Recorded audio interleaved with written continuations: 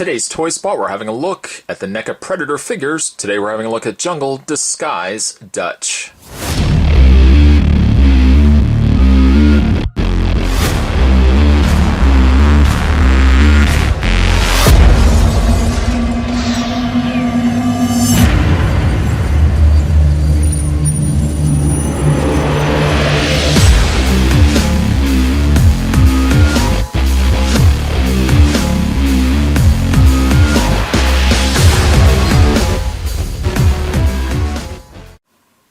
With over 20 points of articulation, includes torch, spear, bow, arrows, and more. Spot picked up this figure as well as the other two from this line. I picked it up from Super Power Collectibles. I'll provide the link down below, so if you guys want to check out some of the stuff that he has over at his store, definitely worth checking out. The packaging is really the same as all the other Predator figures. There's nothing really different between the three. On the side indicating 25th anniversary. I can't believe it's 25 years since the original Predator. On the back of the package, all three figures featured down below. We have Jungle Encounter Dutch and Water Emergence Predator. It says, deep in the Central American jungle, the Predator is hunting humans for sport. Armed with his plasma caster, wrist blades, and cloaking technology, the Predator methodically stalks and kills the opponents he deems worthy. The jungle hunter Predator collects the skulls and spines of his victims as trophies and praise, and skins his prey, leaving the bodies hanging from the trees. When a special force team is dispatched on a rescue mission, they soon become the Predator's prey. And there's a nice picture on the side of Dutch there. What I am going to do is take a break. I'm going to get this opened up.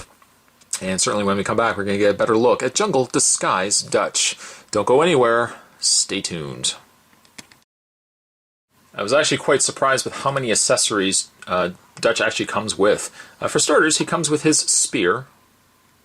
His makeshift spear with his knife tied on to the end there. Some really nice detailing on the string as well as the knife itself. All of which, all the accessories, by the way, he can hold.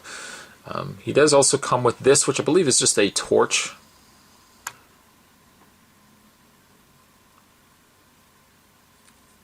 Little torch thing there. He does also come with several arrows. I guess this would be also another torch. That might be also an arrow. This actually, I think, is the one he fires and shoots off at the trees, isn't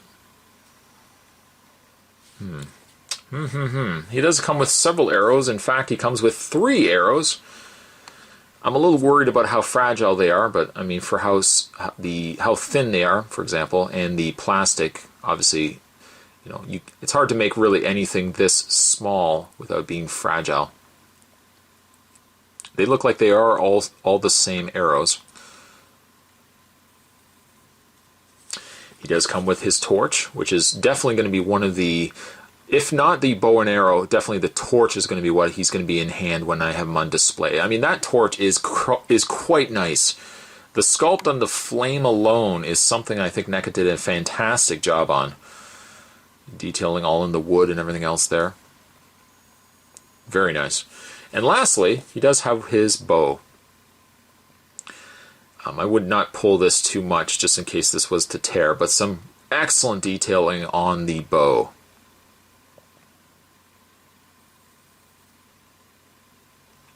There is a section in the front, and I don't know if it's just to house one of his arrows. Perhaps, I don't know.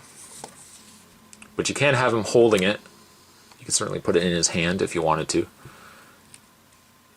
Not the easiest, mind you, though. His hands are pried closed, so you really have to finesse them to get him to properly hold the arrow, or at least the bow end of it. Which Spot's having a tough time actually getting him to hold the bow. Let's try this hand right here. It's hard sometimes when you get a figure that's got hands that are already kind of closed. You really have to finesse and really force it in there to get the figure to hold the accessory. And I'm really having a tough time actually getting him to hold that bow. Really shouldn't be this much of an issue. If only his hand, I know it has to be closed because if it was a little more open, the bow likely would just slide out of his hand. But I mean, certainly they could have had that thumb just slightly out of the way that he wouldn't be able to. You know what? I'm just going to pause the video. Hold on one second. It also helps when you have yourself closer to whatever you need to put in there. So, anyways, there he is with the arrow or the bow there. Looks definitely really nice in hand. But I mean, you know what? You could have, for all the efforts that Spot put into it, you can easily just have him. You could probably have it over his shoulder like so as well, and just holding the torch.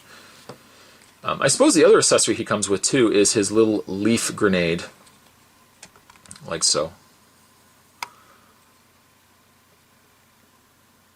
Some nice detailing on that. I mean, the overall detailing on this Dutch is just phenomenal. I think this is one of my favorite Dutches from the NECA Predator line. I mean, we have gotten a lot. In fact, I'll just move him over and bring over the Jungle Encounter Dutch from this line as well. You can see, even though they are essentially the same figure from really the leg up to the head, they did retool the head slightly to accommodate the more slicked back hair, and they retooled the upper torso to accommodate the leaf and all the other mud and debris that he's got on his upper torso. The legs are the same, though they just dirtied up the legs. And I like the fact that on some areas of the leg it's not as muddy as areas that he's probably been crawling or he's rubbed on, and then in the back, you know, he hasn't covered as well.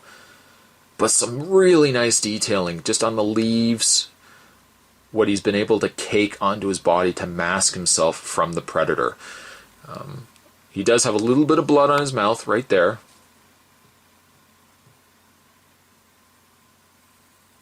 But I mean, really, I think they did such a great job on this. It's kind of like the Terminator figures. Like with NECA, when they produce like the Terminator figures, you get so many figures. Like for example, you know, the Dutch here, along with you know, the previous release Dutch. You get a lot of figures that are very similar to one another that sometimes it doesn't warrant a pickup.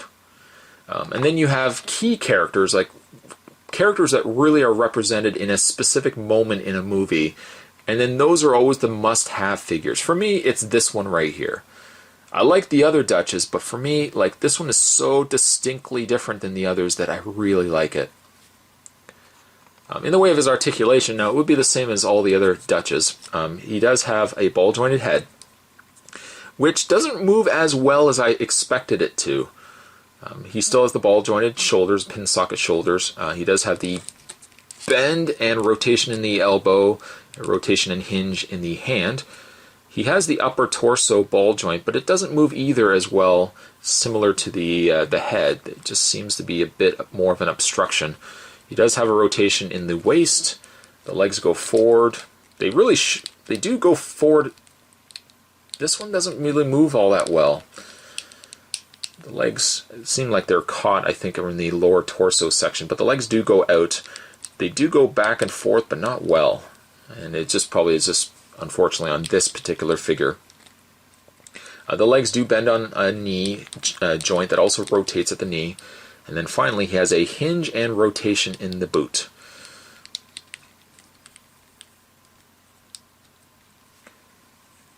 I think really, as my matter of preference, I think if you're going to go with one or two Dutches, you know what? For me, I might even go, and I know initially I didn't like him as much, but I might even go with the Jungle Encounter Dutch, just because even though he doesn't seem like he's finished in the upper torso.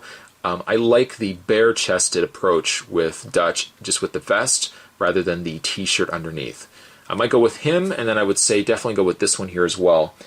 Jungle Disguise Dutch is such a fantastic looking figure. I think NECA did really a solid job on this figure as a whole. I'm going to give this figure an 8.5. Today's Toy Spot, we're having a look at the new NECA Predator figures. Today, we're having a look at Jungle Disguise Dutch. Certainly stick around, guys. Spot's still got the review of Predator around the corner, so stay tuned for that. See you guys next time.